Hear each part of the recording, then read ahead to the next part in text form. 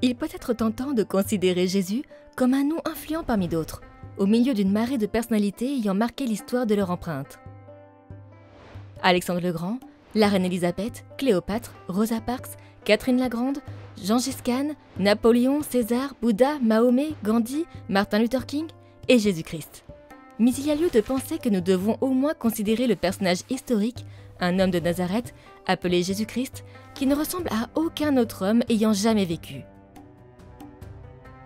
Jésus n'est-il qu'un homme bon parmi d'autres, ou bien est-il unique et donc digne d'un examen plus approfondi? En quoi Jésus et ses enseignements se distinguent-ils des autres figures ayant traversé l'histoire?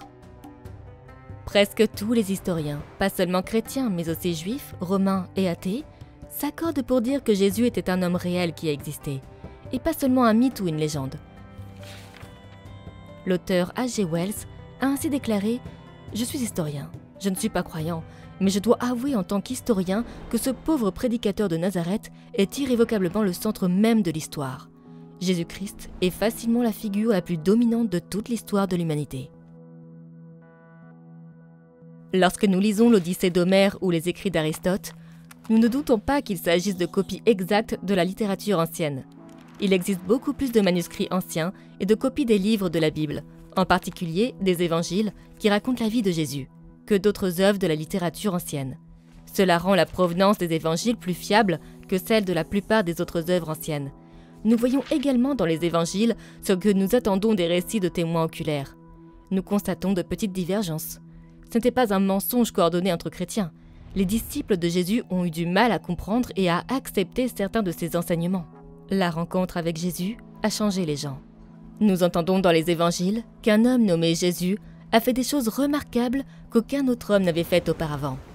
Il a calmé des tempêtes, ressuscité des morts, transformé de l'eau en vin et chassé des démons. Il change le cours de la vie des gens. Nous devons également considérer les paroles de Jésus lui-même. Il a affirmé qu'il était Dieu. Aucun autre homme de cette envergure historique n'a prétendu être Dieu. L'enseignement de Jésus diffère également de celui d'autres personnalités religieuses qui prétendent avoir trouvé la vérité sur un chemin vers le paradis ou l'illumination. Jésus, lui, affirme radicalement qu'il est le chemin, la vérité et la vie. Il a également dit des choses telles que « Le Père et moi sommes un ». Il a pardonné les péchés, ce que seul Dieu pouvait faire. Nous avons également le témoignage d'innombrables vies qui ont été changées par cet homme appelé Jésus. En 2000 ans, à chaque siècle, depuis sa naissance, nous voyons le témoignage héroïque et extraordinaire de saints et de martyrs. Tous les disciples de Jésus, sauf Jean, ont été tués pour avoir cru en sa résurrection. Ces hommes et ces femmes ont tous une chose en commun. Ils affirment tous que Jésus, qui est vrai Dieu et vrai homme, et qui est toujours vivant aujourd'hui, les a transformés. Ces personnes brisées et imparfaites, pères, mères, poètes, scientifiques, personnes intelligentes et personnes simples, riches et pauvres, fils et filles ont été guéris, rendus entières et transformés par leur rencontre avec Jésus-Christ. L'une des plus anciennes images de Jésus est le Christ Pantocrator du monastère de Sainte Catherine en Égypte. Cette icône date du VIe siècle de notre ère. Le côté droit de Jésus représente sa nature humaine, sa miséricorde et sa bénédiction, tandis que le côté gauche représente sa divinité et son jugement divin. Les deux yeux sont de tailles différentes. Ses cheveux sont lâchés d'un côté et relevés de l'autre. Si vous reproduisez chaque côté en faisant une image miroir, vous pourrez voir que le peintre a essayé de capturer le mystère de ces deux natures de Jésus, à la fois véritablement Dieu et véritablement homme, dans un seul tableau. Puisque Jésus est vraiment homme et vraiment Dieu, il est évident que Dieu comprend ce que c'est que d'être humain. Jésus me comprend, moi et mes problèmes, mes espoirs, mes désirs, ce que c'est que de vivre dans ce monde. Mais cela signifie aussi que puisque Jésus est vraiment Dieu, il peut me demander des choses que personne d'autre ne peut me demander. Si Jésus est celui qui dit être, alors je suis celui qui dit que je suis. Jésus est un mystère.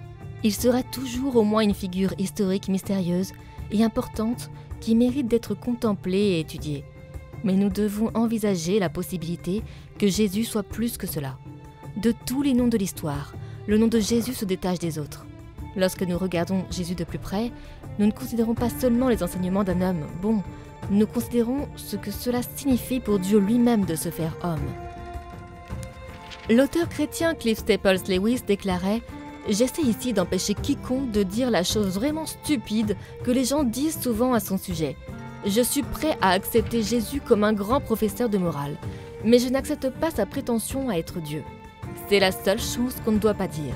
Un homme qui dit le genre de choses que Jésus a dites ne serait pas un grand professeur de morale. Il serait soit un fou, au niveau de l'homme qui dit qu'il est un œuf poché, soit il serait le diable de l'enfer. Vous devez faire votre choix. Ou bien cet homme était et est le Fils de Dieu, ou bien un fou ou quelque chose de pire. Mais ne venons pas sur le fait qu'il est un grand enseignant humain. Il ne nous a pas laissé cela ouvert. Il n'avait pas l'intention de le faire. Et si Jésus-Christ est vrai Dieu et vrai homme, il change tout.